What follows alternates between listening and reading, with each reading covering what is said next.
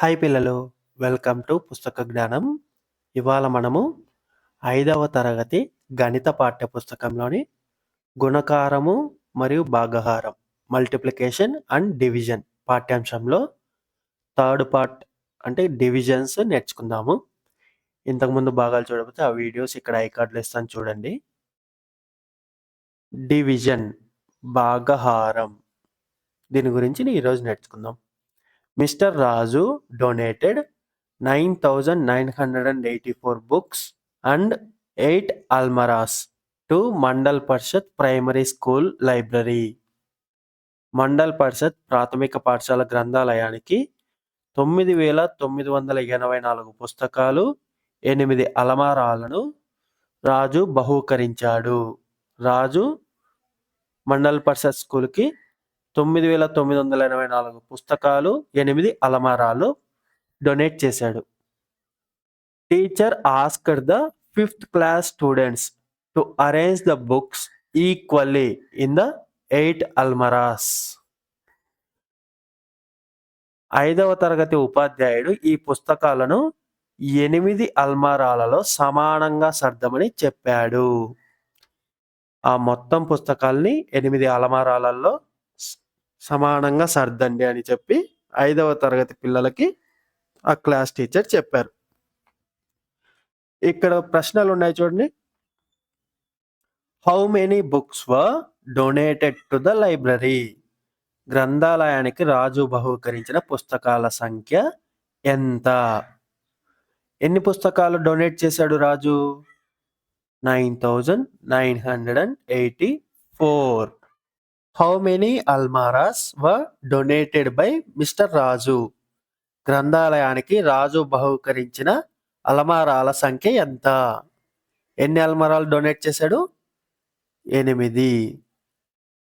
What operation is required to arrange the books equally in almirahs? పుస్తకాలను సమానంగా సర్దడానికి ఏ గణిత ప్రక్రియను ఉపయోగించాలి?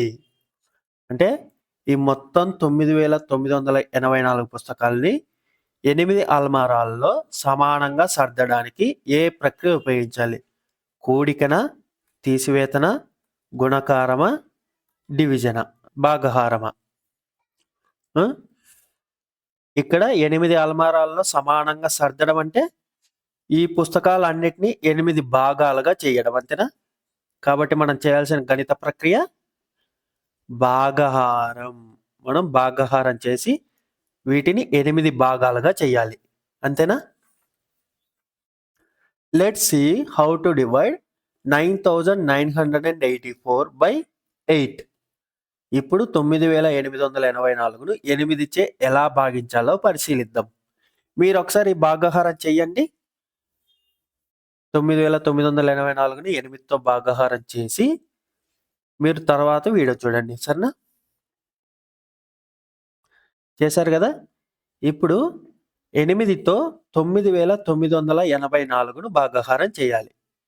ఇందులో మనకి 9,984లో మిక్కిలి పెద్ద స్థానం ఏంటి? వేల స్థానం. అంటే ఆ స్థానంలో 9 ఉంది కదా.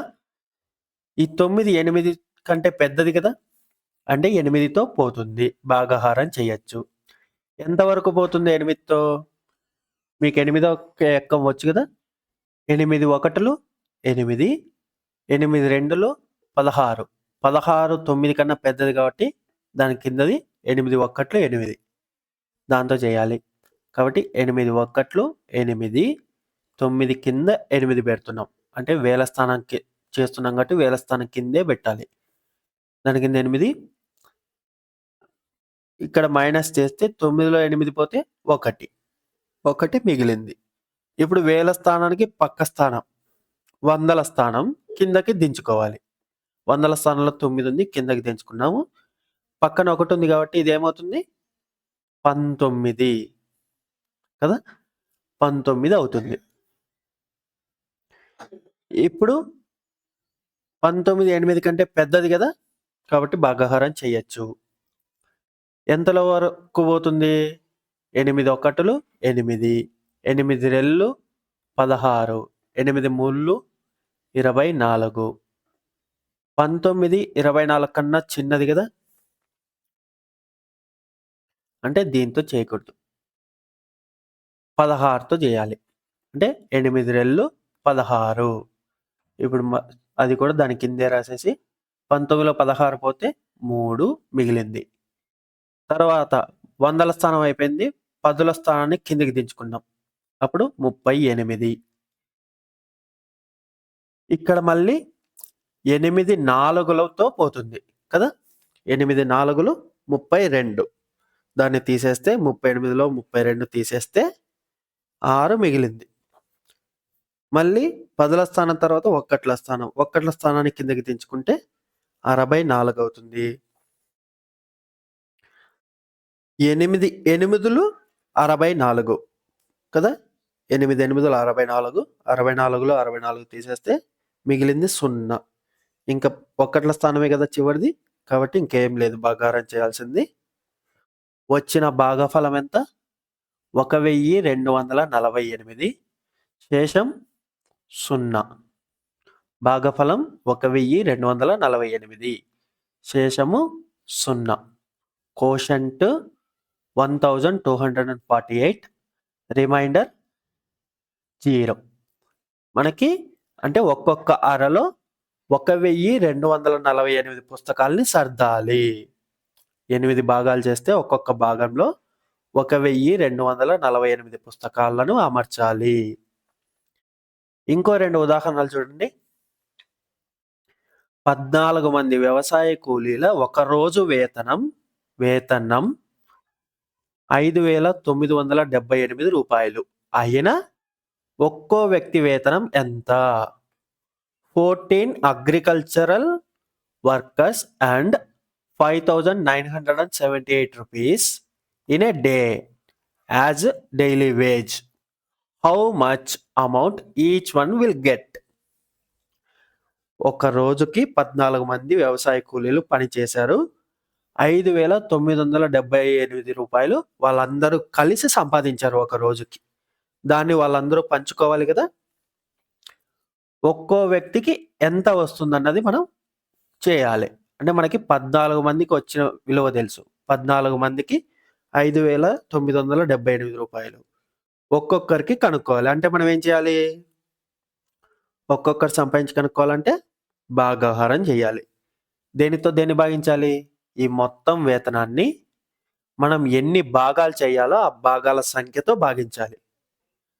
మొత్తం వేతనం 5,978. మనం చేయాల్సిన భాగాల సంఖ్య 14. 14 భాగాలు చేయాలి కాబట్టి 14తో భాగాహారం చేస్తున్నాం. ఇక్కడ కూడా మళ్ళీ అన్నిటికన్నా పెద్ద స్థానం ఏంటి? వేల స్థానం. వేల స్థానంలో 5 ఉంది. 14 5 కన్నా పెద్ద సంఖ్య కాబట్టి 14తో 5ను మనం భాగాహారం చేయలేం. కాబట్టి దాని తర్వాత స్థానాన్ని కూడా తీసుకోవాలి. వేల స్థానము, వందల స్థానము 2 తీసుకుంటే 59. 14 4లు 56 కదా. కాబట్టి 14 4లు 56. 59లో 56 తీసేస్తే మిగిలింది 3. తర్వాత పదుల స్థానం సంఖ్యని కిందకి దించుకున్నాం. 37. 14తో ఎంతలో పోతుంది? 14 రెళ్ళు 28.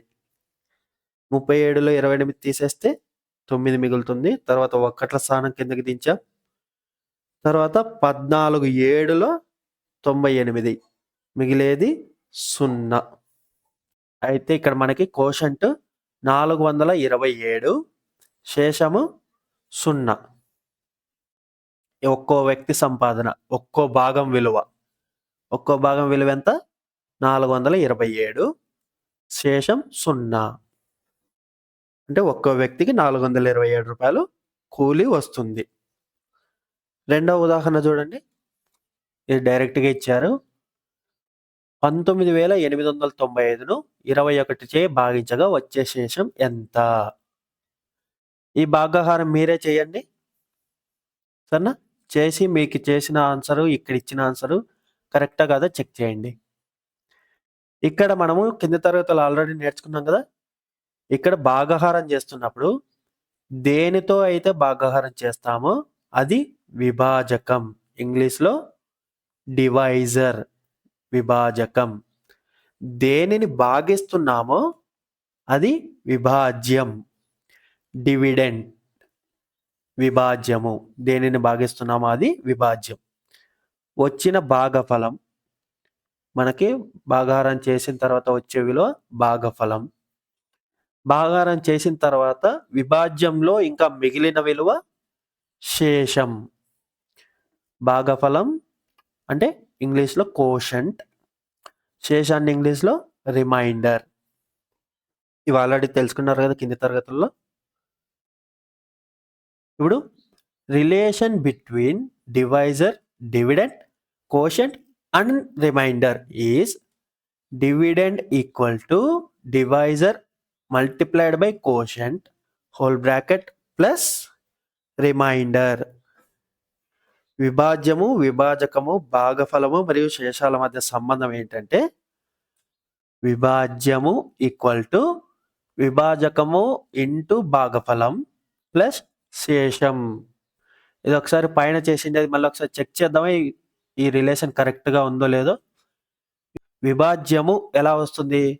విభాజకాన్ని భాగఫలంతో గుణకారం చేసి తర్వాత దానికి శేషాన్ని కలపాలి కదా. ఇక్కడ వచ్చిన విభాజకంతో భాగాహారం చేసినప్పుడు భాగఫలం ఎంత వచ్చింది? 947. దాన్ని విభాజకంతో గుణకారం చేయాలి. ఇక్కడ గుణకారం చేస్తున్నాం. వచ్చిన దాన్ని శేషం 8 కదా, ఆ 8కి కలుపుతున్నాం. అప్పుడు మనకి విభాజ్యము సమానం అవ్వాలి. అయింది కదా.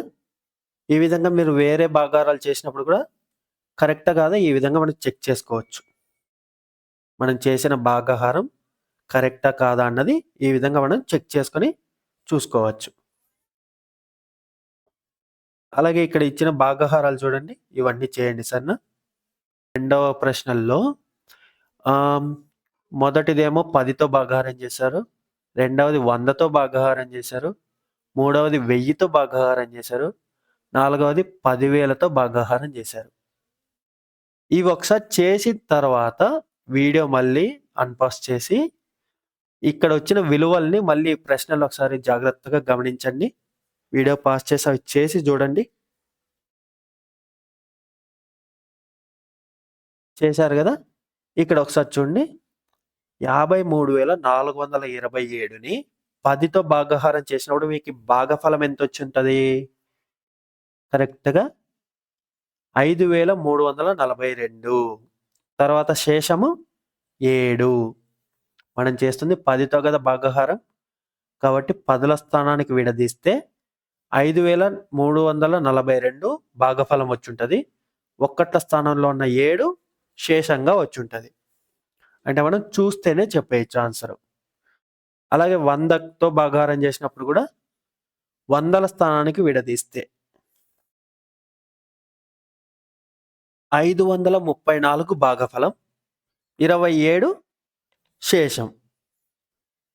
10ల స్థానం నుంచి ఇటువైపు ఉన్న సంఖ్య, కుడివైపు ఉన్న సంఖ్య శేషంగా వస్తుంది. అంటే 27 శేషం, 534 భాగఫలం వస్తుంది. అలాగే 1000తో చేసినప్పుడు కూడా 1000ల స్థానానికి విడదీయాలి. 53 భాగఫలం, 427 శేషం వచ్చి ఉంటుంది. 10,000 స్థానానికి విడదీస్తే 10,000తో చేసినప్పుడు 5 భాగఫలం, 3,427 శేషం. ఇదే విధంగా వచ్చాయి మీకు. అంటే ఇలా 10, 100, 1000 ఇలాంటి సంఖ్యలతో భాగాహారం చేసినప్పుడు మనం చేయాల్సిన అవసరం లేదు, డైరెక్ట్గానే ఆన్సర్ చెప్పేయచ్చు చూడంగానే కదా. ఇలాంటి షార్ట్ కట్స్ మీరు నేర్చుకుంటే మీరు కొన్ని ప్రశ్నలు ఫాస్ట్గా చేసేయచ్చు. ఇప్పుడు మనం యూనిటరీ మెథడ్, ఏకవస్తు మార్గాన్ని నేర్చుకుందాం. The unitary method is a process in which you find the value of one unit and then the value of a required number of units. ఏకవస్తు మార్గం అంటే ఒక పద్ధతి. ఏం పద్ధతి అంటే మొదట ఒక వస్తువు విలువను కనుక్కొని దాని ఆధారంగా కావలసిన వస్తువుల విలువను కనుగొనే విధానమే ఏకవస్తు మార్గం. మనకి ఏ ప్రశ్నలో ఇచ్చిన దాని ప్రకారం మొదట ఒక వస్తువుకి విలువను కనుక్కోవాలి. తర్వాత మనకి ఎన్ని వస్తువుల విలువ కావాలో దాన్ని ఈ విలువ ద్వారా కనిపెట్టాలి. అదే ఏకవస్తు మార్గం. ఇక్కడ ఒక ఉదాహరణ ఇచ్చారు చూడండి. Murali sells 10 guavas for 50 rupees. Murali 10 జాంకాయలు 50 రూపాయలకు అమ్మిన what would be the price of 7 guavas? 7 జామకాయల వెల ఎంత? అతను 10 జామకాయలు ఎంతకు అమ్ముతున్నాడు? 50 రూపాయలకి. 10 జామకాయల వెల 50 రూపాయలు. అయితే 7 జామకాయల వెల ఎంత అంటున్నారు. మనం కనుక్కోవాల్సింది 7 జామకాయల వెల. మనకి 7 జామకాయల వెల కనుక్కోవాలంటే మనకి ఒక జామకాయ వెల తెలిసిందనుకోండి, దానితో 7 జామకాయల వెల మనం ఈజీగా కనుక్కుంటాం కదా. ఒక జామకాయ వెల తెలిసిందంటే 7 జామకాయల వెల మనం గుణకారం చేసి కనుక్కుంటాం. ఒకదానికి తెలుసు 7 వాటికి కనుక్కోవాలి కాబట్టి. కానీ మనకి 10కి తెలుసు, ఒకదానికి తెలియదు. ఇంకా 10కి తెలుసు, 7కి కనుక్కోమన్నారు. కాబట్టి మనం ఫస్ట్ ఒకటికి ఎంత అని కనుక్కోవాలి. 10 జామకాయలకి 50 రూపాయలు. ఒక్కొక్క జామకాయ విలువ ఎంత? 10కి తెలుసు, మనం ఒకదానికి కనుక్కోవాలంటే ఏం చేయాలి? రైట్, భాగహారం చేయాలి. 10కి 50 రూపాయలు కాబట్టి మనం ఒకదానికి కనుక్కోవాలంటే ఈ 50ని 10 భాగాలు చేయాలి. 10 భాగాలు చేయాలంటే 10తో భాగహారం చేయాలి. 10 5లు 50 కదా. వచ్చే విలువ శేషం 0, భాగఫలం 5. అంటే ఒక్కొక్క జామకాయ వెల 5 రూపాయలు. ఇప్పుడు 7 జామకాయల వెల ఎంత అంటే సింపుల్గా 7 × 5, 7 5లు 35 కదా. అంటే మనము మొదట ఒక వస్తువు యొక్క విలువను కనుక్కొని తర్వాత మనకు కావలసిన అన్ని వస్తువుల విలువ కనుక్కున్నాం. దీన్నే ఏకవస్తు మార్గం, యూనిటరీ మెథడ్ అంటాం. మనకి 10 జామకాయల విలువ తెలుసు. ఒక జామకాయ విలువ కనుక్కోవడానికి ఆ 10 జామకాయల విలువని 10తో భాగించాం. ఎందుకంటే దాన్ని 10 భాగాలుగా విడదీసి ఒక్కొక్క భాగం విలువ కనుక్కోవాలి కదా. ఒక జామకాయ విలువ ఎంతో కనుక్కోవాలంటే దాన్ని 10 భాగాలు చేసి ఒక్కొక్క భాగం విలువ కనుక్కోవాలి. అంటే మనం భాగహారం చేయాలి. ఇప్పుడు వచ్చిన ఒక్క విలువని బట్టి 7 జామకాయల విలువ గుణకారం చేసి కనుక్కున్నాం. ఒకదానికి తెలుసు, 7కి కనుక్కోవాలంటే 7 ఇంటూ ఆ ఒకదాని విలువ. ఒకదాని విలువ 5 కాబట్టి 7 × 5 35. ఇదే విధంగా మనకి ఈ 3 ప్రశ్నలు కూడా మీరు చేయండి, సరేనా. ఏకవస్తు మార్గాన్ని ఉపయోగించి ఈ 3 ప్రశ్నలు కూడా చేయండి. అలాగే ఇక్కడ ఒక కృత్యం ఇచ్చాడు చూడండి. Solve the given problems and colour the answers in the following grid of numbers. కింద లెక్కలు చేయండి. కింద ఇచ్చిన సంఖ్యా పట్టికలో జవాబులు గుర్తించి తగిన రంగు వేయండి. ఇక్కడ కొన్ని గుణకార భాగహారాలు ఇచ్చారు. వాటిని చేసి వచ్చిన విలువని ఇక్కడ ఇచ్చిన పట్టికలో టేబుల్లో వాటికి సంబంధించిన రంగులు వేయండి, సరేనా. ఇప్పుడు మనం భాగహారం యొక్క విలువల్ని అంచనా వేయడం ఎలాగో నేర్చుకుందాం. Let's estimate. అంచనా వేద్దాం.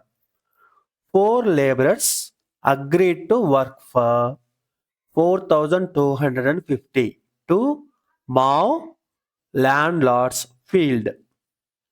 Each of them estimated the amount they are going to receive individually. Observe their estimations.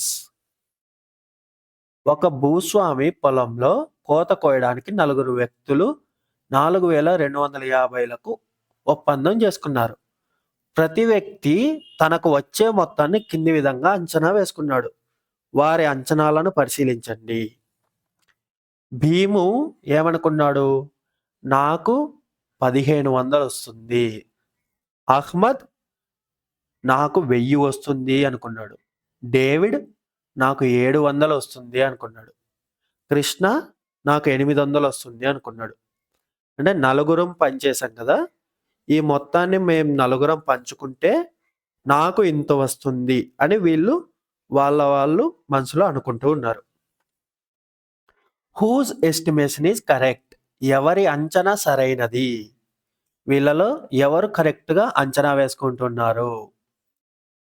దాన్ని మనం ఎలా కనిపెట్టాలి?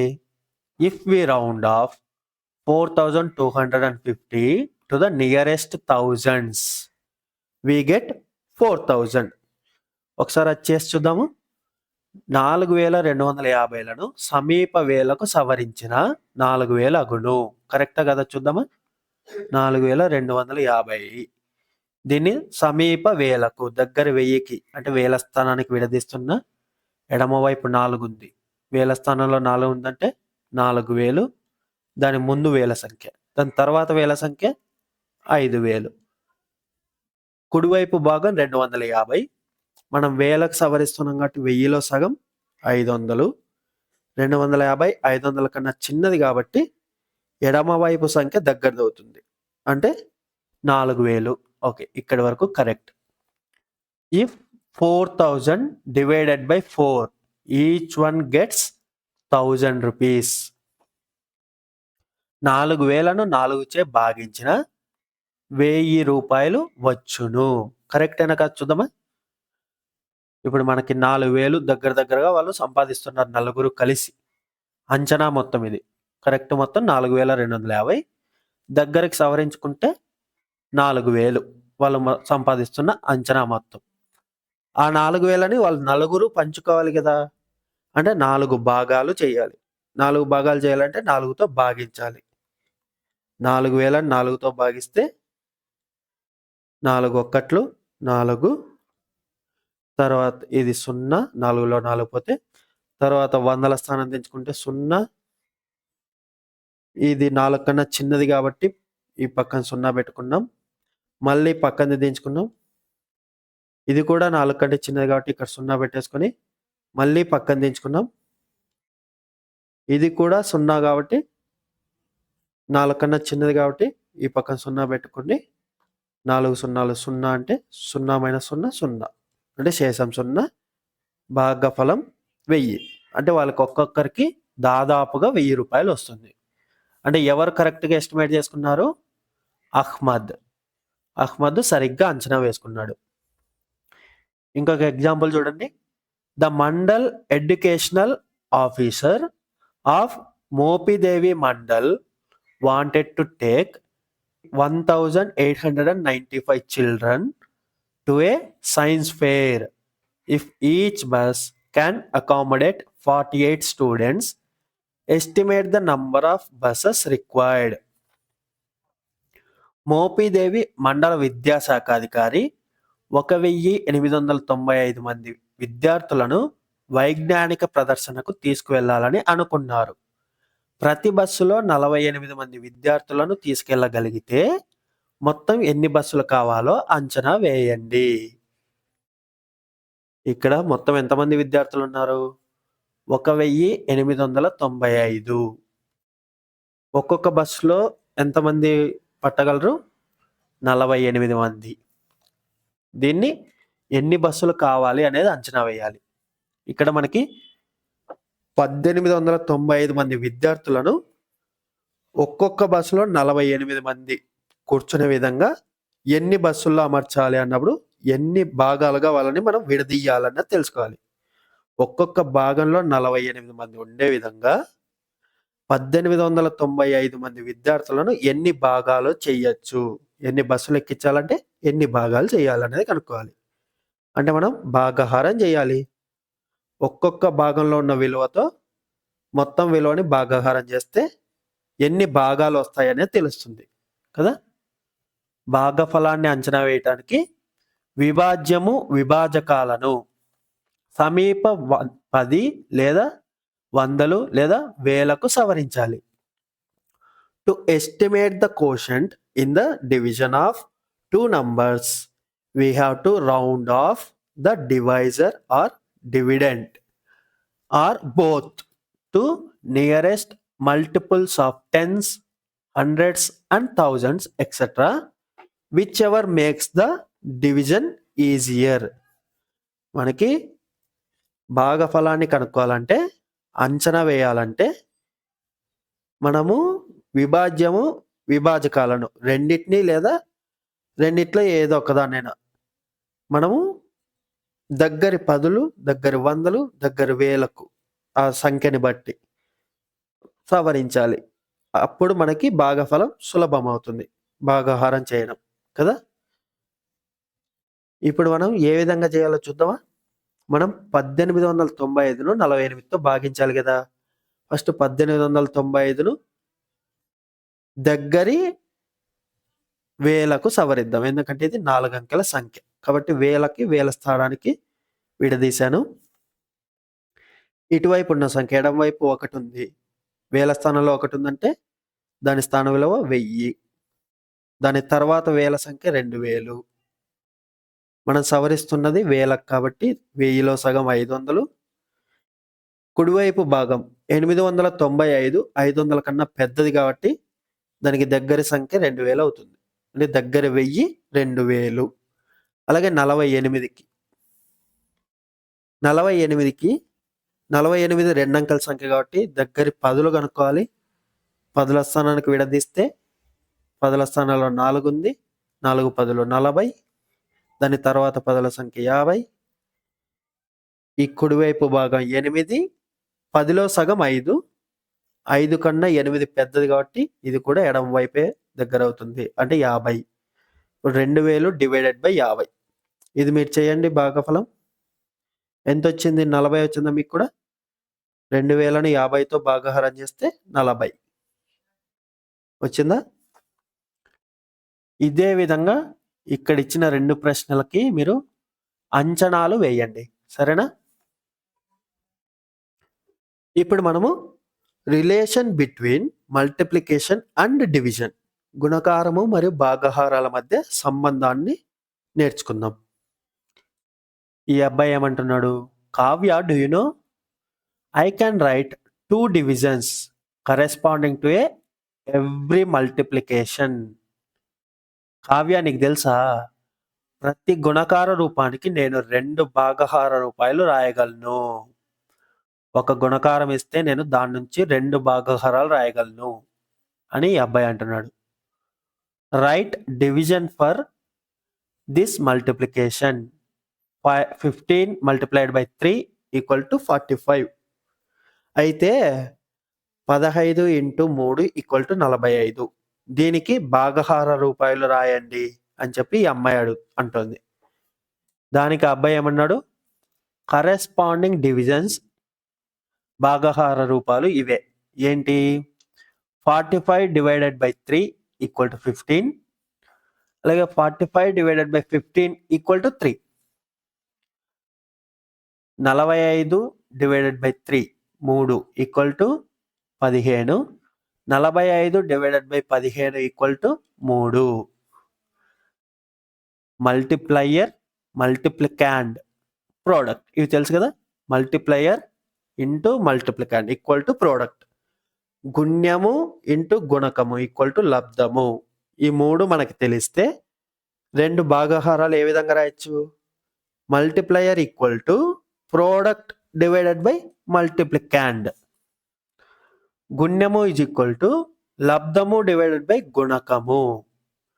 అంటే మనకి లబ్ధం తెలుసు, గుణకము తెలుసు అన్నప్పుడు, ఒక సమస్యలో లబ్ధము గుణకాలు తెలిసినప్పుడు గుణ్యాన్ని ఎలా కనుక్కుంటాం? లబ్ధాన్ని గుణకంతో భాగాహారం చేసి కనుక్కోవచ్చు. అలాగే multiplicand equal to product divided by multiplier. గుణకం తెలీదు, లబ్ధము గుణ్యం తెలుసు. అప్పుడు గుణకాన్ని ఏ విధంగా కనుక్కుంటాం? గుణకం ఈజ్ ఈక్వల్ టు లబ్ధము డివైడెడ్ బై గుణ్యము.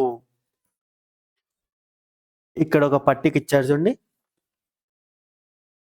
ఈ పట్టికను మీరు ఒకసారి గమనించి పట్టికను పూర్తి చేయండి. సరేనా?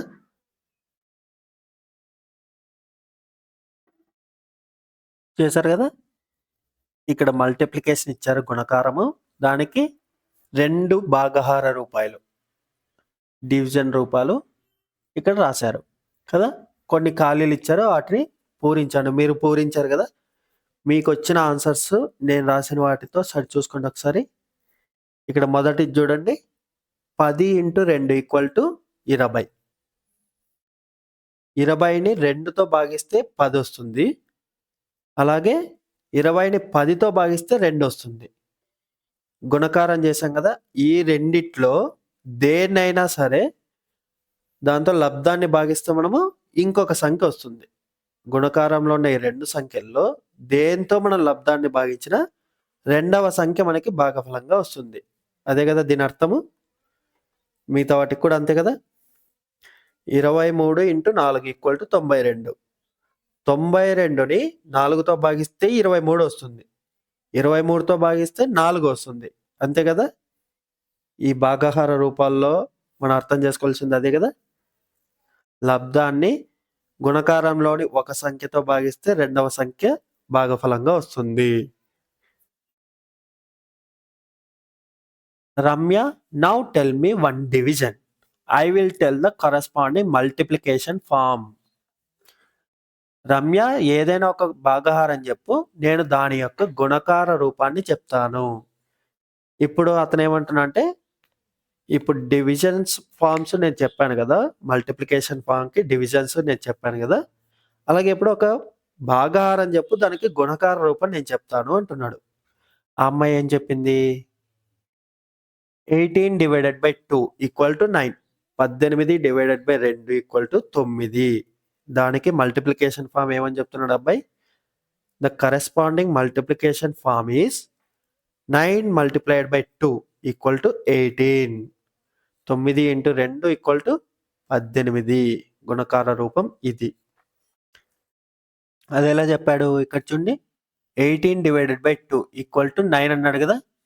ఇక్కడ 2 ఇటువైపు భాగిస్తున్నాం కాబట్టి అదే 2తో వచ్చిన భాగఫలాన్ని గుణిస్తే మనకి ఈ విభాజ్యం అనేది రావాలి. అదే కదా ఇక్కడ చేస్తున్నాం. భాగఫలాన్ని విభాజకంతో గుణిస్తే విభాజ్యమే లబ్ధంగా రావాలి. అదే వచ్చింది కదా. ఇక్కడ ఒక పట్టిక ఇచ్చాడు అండి. ఈ పట్టికను కూడా మీరు డివిజన్ ఫార్మ్స్కి మల్టిప్లికేషన్ ఫార్మ్స్ రాయండి, సరేనా.